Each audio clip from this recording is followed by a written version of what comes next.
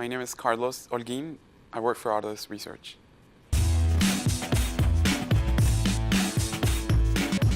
I work in a new initiative that is trying to understand nanotechnology, bio-nanotechnology, synthetic biology as a new design space for us as a company to explore. I started in Switzerland in a company that was acquired by Autodesk that creates a GIS, a fifth-generation GIS platform called Topobase. And eventually I moved from Switzerland to San Francisco. Nanotechnology, synthetic biology, all these things reflect a growing trend in our capacity to manipulate matter at the atomic and the molecular scale. What's interesting about it, and I think what students and anybody can find engaging, is the fact that things at that scale work very differently from what we normally are used to.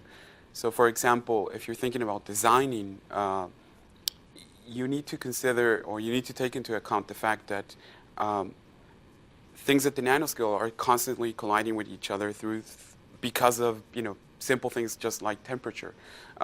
So it's important to keep in mind that the notion of self-assembly, the notion of thermal motion, the notion of surface to ratio volume, all these things play a big factor when you're trying to not just design, just understand how things work at that scale. I believe nanotechnology is really an umbrella term. It can be applied to basically any domain you want. Synthetic biology would be an example of nanotechnology in the context of life sciences. What I'm trying to say by that is that it's very relevant to anything you want to do. When I sell internally what we're trying to do in the company, I try to say always, nanotechnology is not just a new market for us to try to go and explore. It's really the long-term state of our existing markets.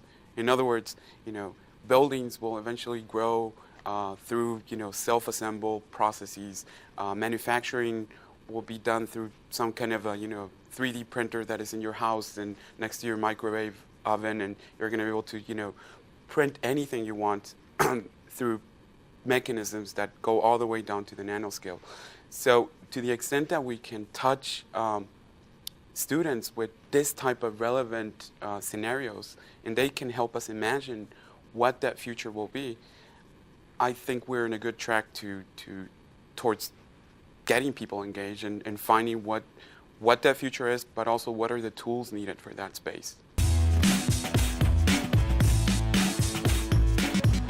Part of the reason why I'm so excited about this space, the one I'm working on right now, is because many people equate where we are right now in synthetic biology and nanotechnology with how the computer industry was in the 70s. If you extrapolate, you can see that, well, after the 70s came companies, or late in the 70s, companies like Apple, Microsoft. Autodesk came in 1982. So you can imagine that it's an exciting space to be in now, today. It's kind of like the next revolution, if you want, that will dramatically change the way we see things.